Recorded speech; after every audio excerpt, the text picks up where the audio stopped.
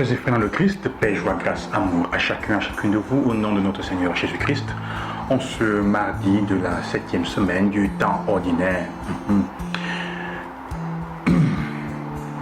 Attache-toi au Seigneur, ne l'abandonne pas, afin d'être comblé dans tes derniers jours. Toutes les adversités, accepte-les. Dans les revers de ta pauvre vie, sois patient, car l'or est vérifié par le feu. Et les hommes agréables à Dieu par le creuset de l'humiliation.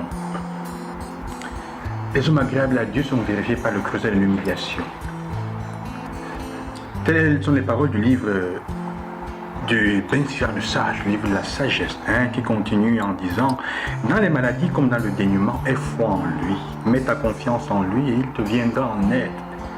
Rends tes chemins droits et mets en lui ton espérance.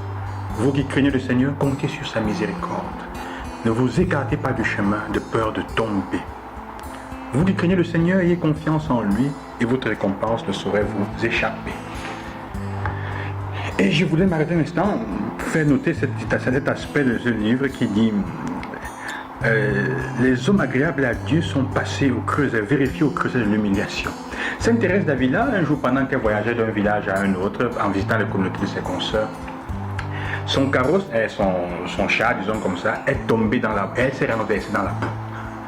Alors elle se lève et elle se regarde tout ça et elle dit: ah Seigneur, je comprends pourquoi tu as aussi peu d'amis. Regarde comment tu traites tes amis. Vous savez, Sainte Thérèse d'Avila est une grande sainte. Et si tu traites tes amis de cette manière, comment veux-tu avoir beaucoup d'amis? Et c'est en effet ça, non? Le texte nous fait comprendre. Dieu nous passe au creuset de l'humiliation quand il nous aime. Entre guillemets, c'est-à-dire qu'à l'épreuve, dans la pauvreté. Et ce n'est pas parce qu'il veut que nous soyons... Ce n'est pas parce qu'il veut nous humilier, en fait. C'est parce qu'il veut éviter quelque chose qui est en train d'arriver avec les disciples dans la seconde, dans l'évangile. Il veut que nous évitions de nous attacher aux choses éphémères. Le pouvoir, l'argent, les biens matériels. Que nous évitions d'être attachés à ces choses. Et même à nous-mêmes. L'évangile aujourd'hui nous parle de la question du pouvoir. Nous passons la majeure partie de notre temps, parfois, à nous battre pour devenir des loups les uns pour les autres, à nous former à devenir des loups. Et non pas des agneaux, mais à devenir des loups. Depuis l'enfance, on se bat parce qu'il faut avoir la première place, parce qu'il faut être devant. Et alors on est prêt pour cela à écraser les autres, à tremper leur dignité, à vendre même notre propre dignité, à vendre même notre propre vie et nos enfants. On est prêt parfois à mettre en jeu beaucoup de choses qui en fait ne peuvent pas être mises en jeu, même la vie, à la mettre en jeu, pour le pouvoir. Pendant que Jésus marche avec ses disciples, il discute entre eux qui est le plus grand. Il fait comme s'il ne sait pas. Et au moment où il se tourne, et il annonce sa mort et sa résurrection, eux, ils sont là tranquillement. Ils ont peur de l'interroger. Ils ne comprennent pas, il semble-t-il. Ou ils comprennent mais ne veulent pas accepter. Et continuent à discuter de ce qui leur plaît le plus. Dans leurs rêves. Leur désir est plus grand. Jésus dit: mais vous parlez de quoi? Ils ont peur. Et il dit: faites attention. Le plus grand est celui qui sert. Qui est au milieu de vous comme le dernier. Et pour cela, il met l'enfant au milieu d'eux. Pourquoi? Parce que Jésus fait comprendre que celui qui est capable de s'asseoir à la dernière place sera capable de s'asseoir aussi très bien à la première place. Celui qui cherche ou qui ne se fout, qui ne se préoccupe pas tellement d'avoir la première place, mais d'avoir une place où s'asseoir simplement. Si en plus c'est derrière, ce n'est pas un problème pour lui.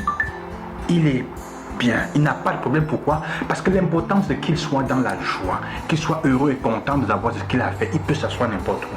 Celui-là est capable de s'asseoir aussi à la première place. Dieu lui donnera la première place. Mais quand quelqu'un cherche à tout prix les premières places, les honneurs, ça c'est quelqu'un qui est dangereux. Méfiez-vous des personnes qui passent le temps à poursuivre les postes, qui passent le temps à poursuivre les lieux de prestige où on va les voir, où elles vont se mettre en monstre. Je vous dis, la majeure partie du temps, si elles vous aident, ce sera pour leur intérêt.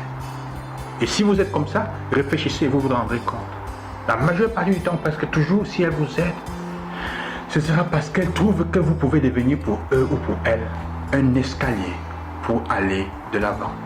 Ces personnes sont prêtes à tout.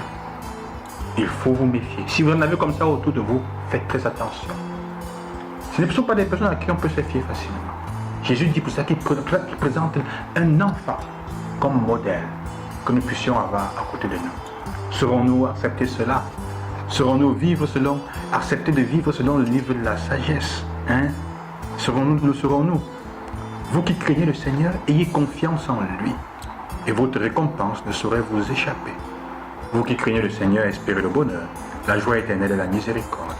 Ce qu'il donne en retour est un don éternel pour la joie. Considérez les générations passées et voyez la joie.